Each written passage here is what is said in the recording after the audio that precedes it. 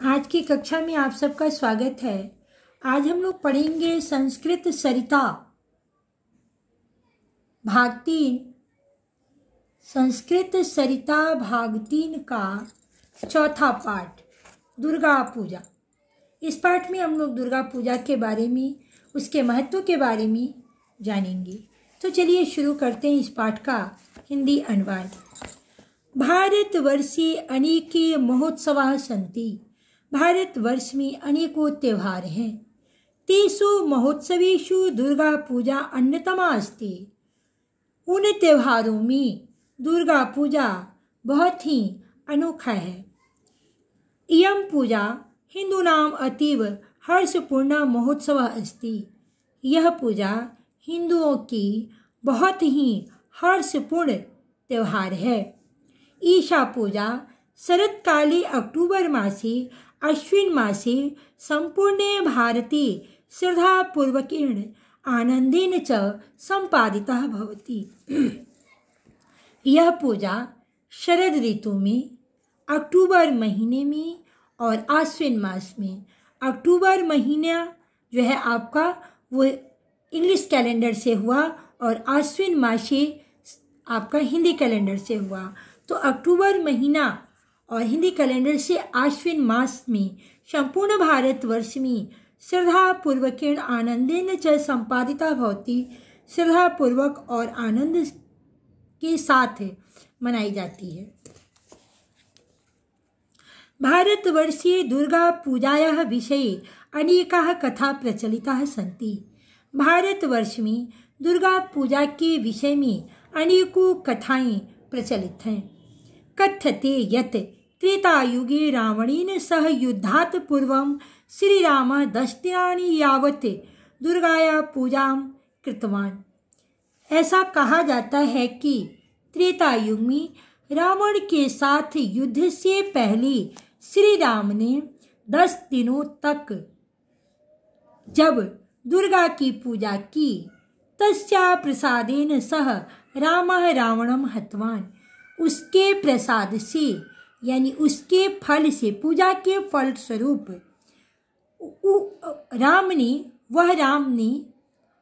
उस राम ने रावण को मारा।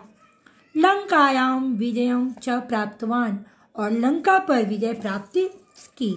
तस्या विजयस्य स्मरणाय प्रतिवर्षम् इयं दुर्गा पूजा अनुष्ठिता भवति। उस विजय की याद के लिए प्रतिवर्ष इस दुर्गा पूजा को अनुष्ठिता भवति, इस दुर्गा पूजा का अनुष्ठान होता है या मनाई जाती है। अनेकेषु स्थानेषु प्रतिवर्षम् अस्मिन् अवसरे रामलीलायाः प्रदर्शनं भवति। अनेकों स्थानों पर प्रतिवर्ष इस अवसर पर रामलीला का प्रदर्शन होता है। पूजायाः अंतिम दिवस विजयादशमी कथ्यते। पूजा के अंतिम दिन को विजयादशमी कहते हैं। अस्या पूजायाः विषये अपरे वदन्ति। इस पूजा के विषय में दूसरे कहते हैं यत् कि अस्यां नवम्यां तिथौ देवी दुर्गा महिषासुर नामकं राक्षसं हतवती। कि इस नवमी तिथि को देवी दुर्गा ने महिषासुर नामक राक्षस का वध किया। अतः सर्वत्र दुर्गायाः महिषमर्दिनी प्रतिमा प्रतिष्ठिता पूजिता च भवति। इसलिए सर्वत्र यानी सभी जगह दुर्गा की महिषमर्दिनी यानी महिषासुर का वध करती हुई, आप इस फोटो में भी देख रहे होंगे कि महिषासुर का वध करती हुई प्रतिमा है। यहाँ पे महिषासुर का वध हो रहा है। तो महिषासुर का वध करती हुई प्रतिमा जो है वो स्थापित की जाती है और उसकी पूजा होती है। देवी प्रतिमा पूजा स्थलानि च उत्तम रीत्या सज्जितानि भवन्ति।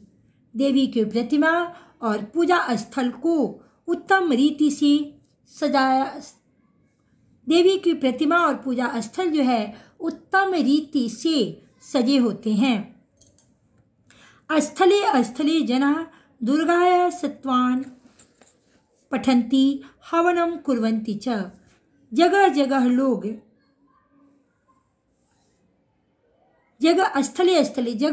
लोग दुर्गा का सत्वान यानी स्तुति पढ़ते हैं, हवनम च कुर्वन्ति और हवन करते हैं। अनेकेषु स्थानेषु गीत नृत्यादय मनोरंजका कार्यक्रम आयोजिता भवन्ति। अनेकों स्थानों पर गीत नृत्य आदि मनोरंजनपूर्ण कार्यक्रमों का आयोजन होता है। जनाः नूतनानि वस्त्राणि, लोग नए वस्त्रों को धारयन्ति धारण करते हैं। विविधानि मधुराणि भोज्य पदार्थानि खादन्ति च। विविधानि यानी अनेकों मीठे भोज्य पदार्थ खाते हैं और खिलाते हैं। खादन्ति खाते हैं और खादयन्ति खिलाते हैं। अंतिमे दिवसे दशम्यामेव दुर्गाया प्रतिमा जले विसर्जिता भवति। अंतिम दिन 10वीं तिथि को ही दुर्गा की प्रतिमा जल में विसर्जित होती है। वैदिक मतानुसारेण दुर्गा आदिशक्ति जगजननी चास्ति। वैदिक मत के अनुसार दुर्गा आदिशक्ति और जगत जननी है। तस्या कृपया अधर्मा नश्यति धर्मः जयति च। उनकी कृपा से अधर्म का नाश होता है और धर्म की विजय होती है।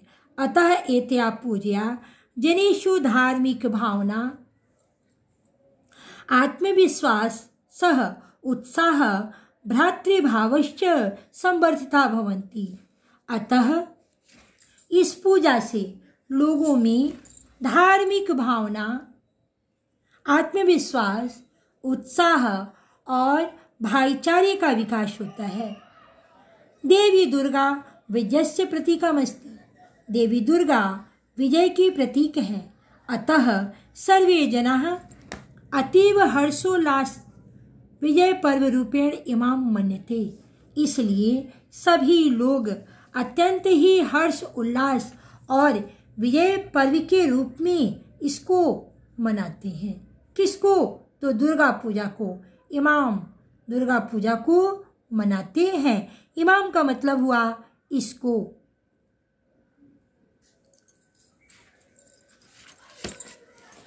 तो मुझे उम्मीद है कि आपको इस पाठ का हिंदी अनुवाद समझ में आ गया होगा। अब हम लोग चलते हैं इस पाठ के अभ्यास की ओर।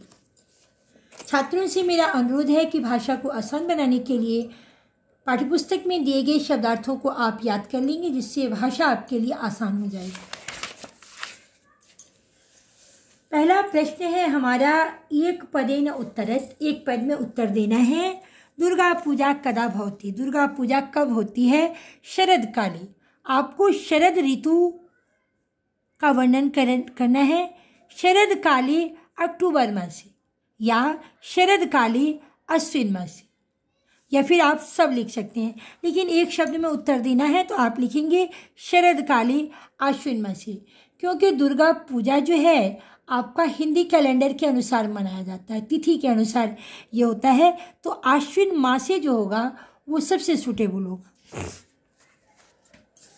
कस्या प्रसादेन श्री राम रावणम हतवान।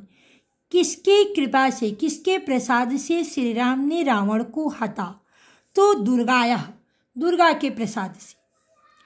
प्रतिमा कुत्र विसर्जिता भवन्ति। प्रतिमा कहाँ विसर्जित होती है? जले, जल में। देवी दुर्गा कम हतवती। देवी दुर्गा ने किसको मारा? महिषासुर राक्षसम। देवी प्रतिमा कीदृशानि सज्जितानि भवन्ति। देवी प्रतिमा किस तरह से सजी होती है? तो उत्तम रीत्या, उत्तम रीति से। पूजाया अंतिम दिवसे किम कथ्यते। पूजा के अंतिम दिन को क्या कहते हैं? विजयादशमी। देवी दुर्गा कस्य प्रतीकम अस्ति। देवी दुर्गा किसके प्रतीक हैं? विजयस्य। दुर्गा पूजा केषां महोत्सव अस्ति। दुर्गा पूजा किसका त्यौहार है या किन का त्यौहार है? तो हिंदू नाम, हिंदुओं का त्यौहार है। क्वेश्चन नंबर 2 में एक वाक्य न उत्तरत, एक वाक्य में उत्तर देना है। यहाँ पर स्पेस की कमी थी, इस कारण मैंने बच्चों को स्पष्ट समझाने के लिए यहाँ पर आपका उसका जो उत्तर है मैंने यहाँ पे लिख दिया है।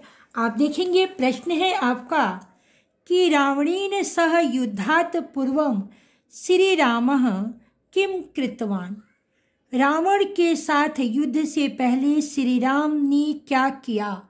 तो यहाँ पे आप लिख देंगे केवल किम प्रश्नवाचक शब्द के जगह पे आप खाली लिखेंगे दुर्गायाः पूजा, दुर्गायाः पूजाम कृतवान, तो आपका उत्तर हो जाएगा। आप देखेंगे रावणेन सह युद्धात् पूर्वं श्रीरामः दुर्गायाः पूजाम कृतवान।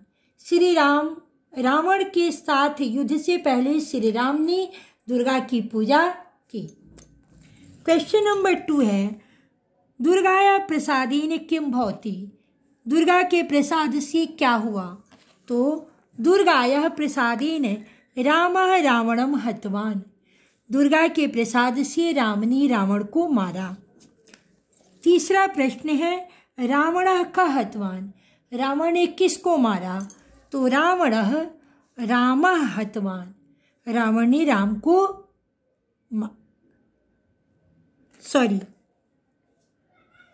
रावण को राम ने मारा। रावण को राम ने, रावणम रावण को राम ने मारा। अगला प्रश्न है हमारा कि अपरे विषय दुर्गा पूजा विषय अपरे किम वदन्ति। दुर्गा पूजा के विषय में दूसरा क्या कहते हैं, दूसरे क्या कहते हैं, दूसरा क्या कहा जाता है। तो दुर्गाया विषय अपरे वदन्ति यत अस्याम नवम्याम तिथो देवी दुर्गा महिषासुर नामकम राक्षसम हतवती। दुर्गा पूजा के विषय में दूसरा कहते हैं कि इस नवमी तिथि को देवी दुर्गा ने महिषासुर नामक राक्षस का वध किया या मारा। बहुषु स्थलेषु का आयोजिता भवन्ति। बहुत से स्थानों पर क्या आयोजन होता है या किसका आयोजन होता है। तो बहुषु स्थलेषु मनोरंजकाः कार्यक्रमाः आयोजिताः भवन्ति। बहुत से स्थानों पर मनोरंजक कार्यक्रम का आयोजन होता है। एत्या पूजा किम भवति। इस पूजा से क्या होता है। एत्या पूजया, इस पूजा से जनेषु धार्मिक भावना आत्मविश्वासः उत्साह भ्रातृभावश्च संवर्धिता भवति। इस पूजा से लोगों में धार्मिक भावना, आत्मविश्वास, उत्साह और भाईचारे का विकास होता है। पूजा अंतिम दिवसे किम भवति। पूजा के अंतिम दिन क्या होता है। तो अंतिम दिवसे 10व्यां तिथौ, पूजा के अंतिम दिन यानी 10वीं तिथि को दुर्गाया प्रतिमा जले विसर्जिता भवति। दुर्गा की प्रतिमा को जल में विसर्जित होती है। संपूर्ण भारते दुर्गा पूजा केन विधिना संपादिता भवति। संपूर्ण भारत में दुर्गा पूजा किस विधि से संपादित होती है। तो संपूर्ण भारते दुर्गा पूजा श्रद्धापूर्वकेन आनंदेन च, श्रद्धापूर्वक और आनंद से संपादिता भवति, संपादित होती है। क्वेश्चन नंबर 3 में उपसर्गान पृथक कृत्वा पुनः लिखत। इस शब्दों से उपसर्ग को और शब्द को अलग करना है। अनुभवः, अनुभव में अनु उपसर्ग है और भू धातु है। आगच्छाम, आ उपसर्ग है और गम धातु है। विसर्जिता, वि उपसर्ग है, सृज धातु है। वि उपसर्ग सृज धातु सृजन करने के अर्थ में है, लेकिन वि उपसर्ग लगने पर विसर्जन हो जाता है, यानी कि उसको प्रवाहित किया जा रहा है, बहाया जा रहा है। जैसे योग में सम लगता है तो संयोग हो जाता है मिलने के अर्थ में, और वियोग लगता है यानी अलगाव के अर्थ में। उसी तरह से वी उपसर्ग लगा करके इसका विपरीतार्थक अर्थ निकल रहा है, और इसमें सृज धातु है, वी उपसर्ग है। उपकरोति में उप उपसर्ग है, क्री धातु है। प्रचलति में प्र उपसर्ग है, चल धातु है। आयोजिता में आ उपसर्ग है, युज धातु है, जोड़ने के अर्थ। संवर्धिता में सम उपसर्ग है, वर्ध धातु है, विकास के अर्थ में। वर्ध धातु का प्रयोग विकास के अर्थ में किया जाता है। उपकारकः में उप उपसर्ग है और क्री धातु है। क्वेश्चन नंबर 4 में वाक्यम निर्माणम कुरुत, वाक्य निर्माण करना है। खादयन्ति, खादयन्ति का प्रयोग खिलाने के अर्थ में होता है, खिलाते हैं। तो माता पुत्राय भोजनम खादयन्ति, माता पुत्र को या पुत्र के लिए भोजन खिलाती है। सत्वान, सत्वान का मतलब होता है स्तुति करना। स गणेशाय सत्वान करोति, वह गणेश की स्तुति करता है। यावत, यावत का मतलब होता है जब। यावत सह आगच्छति, जब वह आता है। तावत अहम गच्छामि, तब मैं जाता हूँ। प्रतिमा, प्रतिमा मनोहारी अस्ति, प्रतिमा सुंदर है। स्मरणाय, याद करने के लिए। पुत्रस्य जन्म स्मरणाय, यहाँ पे यह होगा पुत्र के जन्म को याद करने के लिए। जनाः जन्म दिवसम मन्यते, लोग जो हैं जन्म दिवस को मनाते हैं। मधुराणि, मोदकानि मधुराणि सन्ति, लड्डू मीठे हैं। प्रचलति, इयं कथा प्रचलित चलति, यह कथा प्रचलित है। प्रदर्शनम, स उत्साहस्य प्रदर्शनम करोति, वह उत्साह का प्रदर्शन करता है। प्रदर्शन का मतलब होता है दिखाना।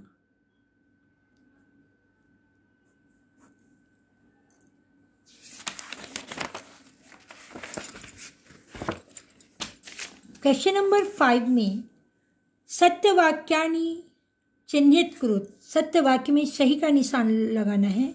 श्रावण मासे दुर्गा पूजा भवति, दुर्गा पूजा आश्विन मास में होती है, इसलिए ये गलत है। युद्धात् पूर्वम श्री राम दुर्गा पूजितवान, युद्ध से पहले श्री राम ने दुर्गा की पूजा की, सही है।